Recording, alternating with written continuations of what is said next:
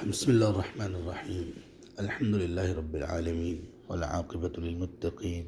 والصلاة والسلام علی اشرف الانبیاء والمرسلین ومن تبعهم بإحسان وإیمان إلی یوم الدین وبعد۔ سورۃ البقرہ آیت نمبر 252۔ اعوذ باللہ من الشیطان الرجیم تلک آیات اللہ نتلوها علیک بالحق۔ یہ اللہ کی آیات ہیں، ہم ان کو تلاوت کرتے ہیں آپ پر حق کے ساتھ۔ وَإِنَّكَ لَمِنَ الْمُرْسَلِينَ، اور یقیناً آپ یقینی طور پر بھیجے گئے لوگوں میں سے ہیں، یعنی رسولوں میں سے ہیں۔ اس آیت پر اللہ تعالیٰ نے پچھلے طالوت علیہ السلام کے واقعے کا اختتام کیا، پورا واقعہ بیان کیا گیا، جس میں بنی اسرائیل کی ایک قوم نے بادشاہ طلب کیا اپنے رسول کے پاس جا کر، اور کہا کہ ہم پر جو فریضہ ہے جہاد کا اور قتال کا، تو وہ کسی بادشاہ کے بغیر، کسی کمانڈر اور امیر کے بغیر پورا نہیں ہو سکتا، تو آپ ہم پر کوئی امیر مقرر کر دیں۔ تو پھر اس کے بعد ان کے درمیان جو گفتگو ہوئی وہ، اور اس گفتگو کا انداز اور ان کے قوم کے اعتراضات اور ان کے جوابات، اور اس کے بعد پھر ان کا معرکہ اور راستے میں جو پیش آنے والے جو احوال تھے وہ بیان کرنے کے بعد، اور اس کے اوپر اللہ تعالیٰ نے جو تبصرہ کیا اس واقعے کے بعد کہ جب داؤد علیہ السلام نے جالوت کو قتل کر دیا، اللہ تعالیٰ نے ان کو حکمت سے نوازا، بادشاہت سے نوازا، اور اللہ تعالیٰ نے ان کو وہ سکھایا جو اللہ تعالیٰ نے چاہا۔ تو پھر اللہ تعالیٰ نے آخری بات اس پورے واقعے کے بعد یہ بیان کی کہ اگر اللہ لوگوں کو کچھ لوگوں کے ذریعے سے باز نہ رکھتے تو زمین میں فساد پھیل جاتا، اور لیکن اللہ تعالیٰ جہان والوں پر فضل کرنے والے ہیں، اور یہاں پر بہت ساری چیزیں اللہ کا فضل ہے، اور یہاں پر جہاد کو فضل قرار دیا گیا کہ اللہ تعالیٰ نے اس کے ذریعے سے بہت سارے فسادی لوگوں کو لگام ڈالی۔ تو یہ پورے واقعے کے بعد اللہ تبارک و تعالیٰ کا تبصرہ ہے، اور پورے واقعے کے بعد جہاد کی فرضیت اور جہاد کی مشروعیت کی حکمتوں میں سے ایک حکمت ہے۔ اس کے بعد اللہ تعالیٰ نے اس آیت میں یہ جو کہا کہ تلک آیات اللہ نتلوها علیک بالحق، یہ اللہ کی نشانیاں ہیں۔ یہاں اللہ کی نشانیاں کن کو قرار دیا گیا؟ قرآن کریم کی ہر آیت کو ہر جملے کو آیت کیوں کہا گیا؟ آیت کا معنی ہوتا ہے علامت، نشانی، معجزہ۔ تو قرآن کریم کا ہر ایک جملہ ہی معجزہ ہے، اس لیے کہ وہ اپنے اندر صداقت، اپنے اندر حق اور اپنے اندر ہدایت لیے ہوئے ہیں۔ لیکن یہ سچ، حق اور ہدایت نصیب اسے ہوتی ہے جو اس کتاب کی تلاوت کا حق ادا کرتا ہے، اور حق ادا کرنے والوں میں وہ لوگ سر فہرست ہیں جو قرآن کریم کو پڑھنا سیکھتے ہیں۔ سب سے پہلا حق اس کا ہے کہ اس کے الفاظ کو، کلمات کو پڑھنا آئے، اور دوسرا حق یہ ہے کہ پھر اس کے بعد اس کو سمجھا جائے اور اس میں تدبر کیا جائے، اور تیسرا حق یہ ہے کہ پھر اس کو اپنے آپ پر لاگو کیا جائے۔ یہ حق تلاوت ہے۔ اس میں سے اگر کوئی ایک کام سے بھی پیچھے رہ جائے تو اس کا بھی قرآن کریم پر ایمان مکمل نہیں ہوا۔ تو آیات سے مراد یہ ہے کہ اللہ تعالیٰ نے یہ جو واقعات بیان کیے یہاں پر، اور جو اس کی تفاصیل بیان کی، یہ اللہ کی آیات ہیں کہ اتنے سال گزر چکے ان لوگوں کو، کتنی نسلیں ان کے بعد گزر چکی، اور دنیا میں اب ان کا نام و نشان یا ان کی سلطنت یا بادشاہت یا ان کے علاقے کچھ بھی نہیں ہے اس طرح سے۔ اس کے باوجود وہ واقعات اللہ تبارک و تعالیٰ کتنی باریک تفاصیل کے ساتھ بتا رہے ہیں۔ تلک آیات اللہ، یہ ہے اللہ کی آیات، یہ ہے معجزہ اس میں۔ نتلوها علیک بالحق، ہم ان آیات کو آپ پر تلاوت کرتے ہیں حق کے ساتھ، یعنی یہ جو واقعات ہیں سب حق پر مبنی ہیں، اس میں کوئی ایک چیز بھی حق سے حق سے مخالف نہیں ہے، کوئی ایک چیز بھی اس میں ایسی نہیں ہے کہ جس میں شک و شبہ کی گنجائش ہو۔ وَإِنَّكَ لَمِنَ الْمُرْسَلِينَ، اور یقیناً آپ بلا شبہ رسولوں میں سے ہیں۔ یہاں پر اللہ تبارک و تعالیٰ نے 2 مرتبہ تاکید کی اور پھر کہا کہ آپ رسولوں میں سے ہیں۔ اِنَّكَ میں اِنَّ یہ حرف تاکید ہے، اور لَمِنَ الْمُرْسَلِينَ میں لام تاکید اس کو کہتے ہیں۔ تو اس کا معنی اس لیے ہم یہ کرتے ہیں کہ یقیناً یا بلا شبہ آپ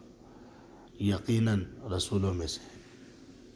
تو رسولوں میں سے ہیں، اللہ تعالیٰ نے یہاں پر نبی صلی اللہ علیہ وآلہ وسلم کی رسالت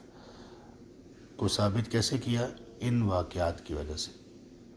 کہ یہ واقعات جو اتنے سال گزر چکے اور درمیان میں کوئی سند، کوئی چین نہیں ہے کہ وہاں تک واقعات پہنچے،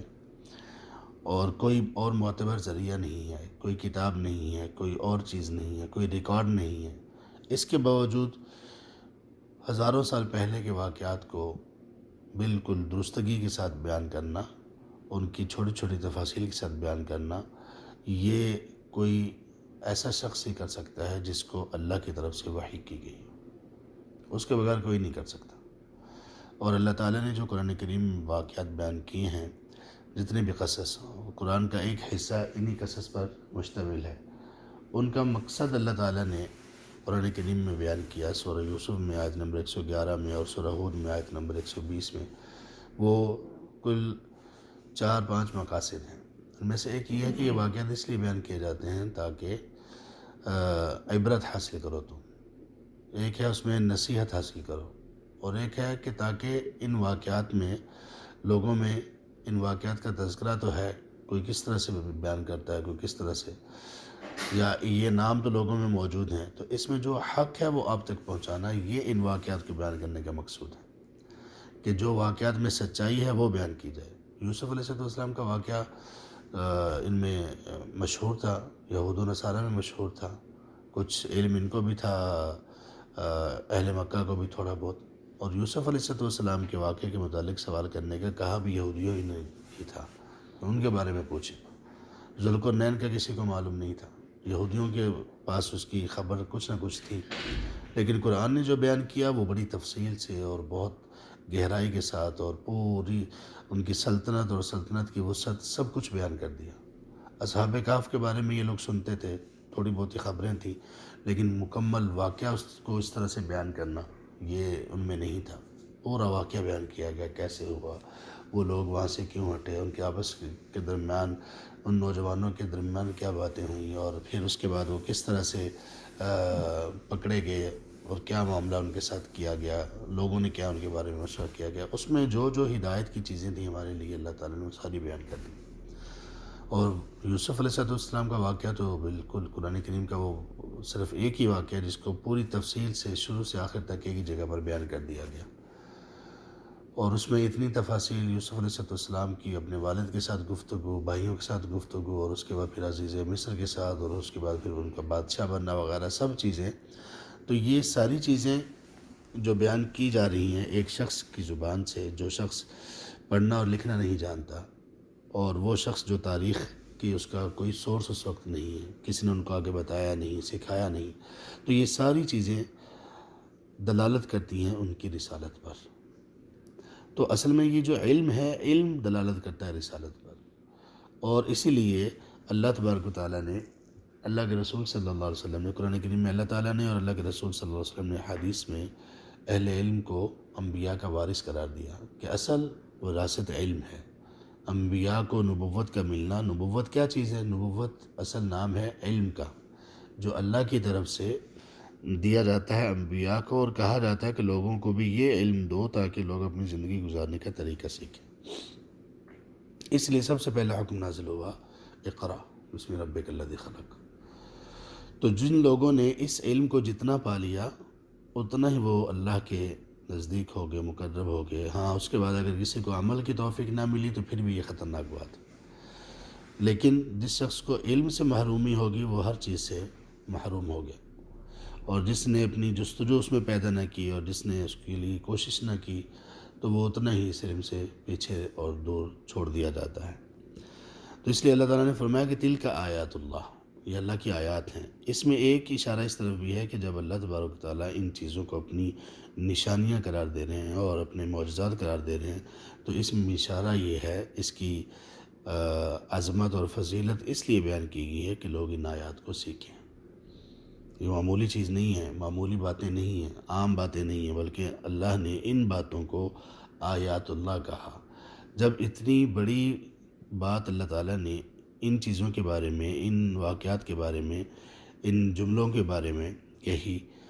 تو پھر اگر کوئی شخص اس کے باوجود اس کو سیکھنے کی جستجو نہ کرے تو وہ پھر اللہ تبارک و تعالیٰ کے قرب کو کیسے حاصل کر سکتا ہے، جبکہ اللہ تبارک و تعالیٰ اس کی بار بار تعریف کر رہے ہیں۔ ایک شخص ہے وہ آپ کے سامنے ایک چیز کی تعریف کر رہا ہے کہ یہ چیز، اس میں یہ خصوصیت ہے، یہ خصوصیت ہے، اس لیے تاکہ آپ اس کو لے لیں، لیکن آپ اس کی طرف توجہ ہی نہ کریں، تو اس کا مطلب یہ ہے کہ آپ نے وہ جو اہمیت کی ساری باتیں تھیں اس کو اگنور کیا، نظر انداز کیا۔ تو یہ نظر انداز کرنا ہے، اس لیے اللہ تعالیٰ نے قرآن کریم میں اعراض کرنے والے لوگوں کا ذکر کیا۔ اور پھر اس لیے بھی قرآن کریم کو سیکھنا چاہیے کہ اس میں حق ہے، نتلو علیک بالحق۔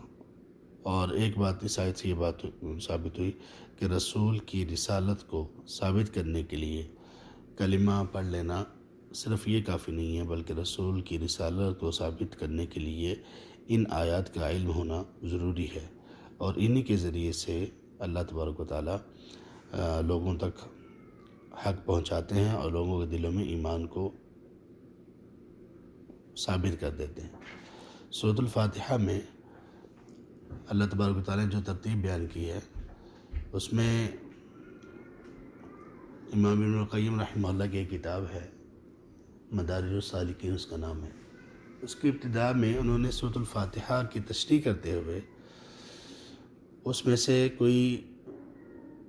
7-8 یا اس سے شاید کچھ زیادہ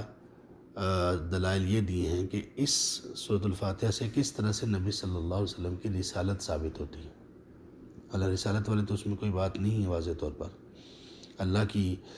الوہیت کی بات اس میں موجود ہے، ربوبیت کی بات موجود ہے، اسماء و صفات موجود ہیں، لیکن رسالت پر ایمان والی کوئی بات، نبی صلی اللہ علیہ وسلم کا نام اور آپ صلی اللہ علیہ وسلم کی ذات یا اس کی طرف اشارہ اس طرح سے نہیں ہے۔ لیکن اس کے باوجود انہوں نے اس میں سے 6-7 ایسی چیزیں نکالی ہیں، اشارے نکالے ہیں جو واضح طور پر دلالت کرتے ہیں۔ تو اس میں بنیادی بات انہوں نے یہ کی کہ جب اللہ تعالیٰ نے ہمیں کہا کہ میری ہی عبادت کرنی ہے، مدد بھی مجھ سے مانگنی ہے، اور صراط مستقیم کا بھی مجھ سے سوال کرو، جب یہ کہا تو اب صراط مستقیم جو اللہ تبارک تعالیٰ کو پسند ہے وہ کہاں سے ملے گا؟ ظاہر ہے کہ اس کے لیے عقلی طور پر ضروری ہے کہ کوئی رسول اور نبی ہونا چاہیے کہ جو اللہ کا بتایا ہوا، جو اللہ جس کو صراط مستقیم کہہ رہے ہیں وہ راستہ بتا سکے۔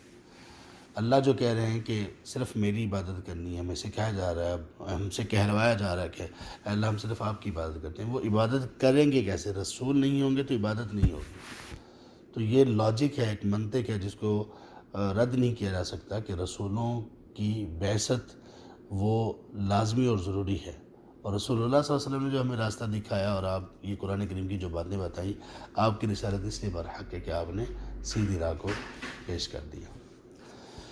اللہ تبارک تعالیٰ ہمیں بھی صراط مستقیم پر استقامت نصیب کریں، اور اللہ تعالیٰ ہمیں عافیت رکھیں، اور اللہ تعالیٰ اس قرآن کی وجہ سے دنیا اور آخرت میں ہمیں بلندیاں عطا فرمائیں، اور ہر شر، ہر بیماری اور ہر غم سے اللہ تعالیٰ اس قرآن کی برکت سے ہمیں دور کر دیں اور ہمیں عافیت میں رکھیں۔ آمین یا رب العالمین۔ سبحانک اللہم و بحمدک، اشہد ان لا الہ الا انت، استغفرک و اتوب الیک۔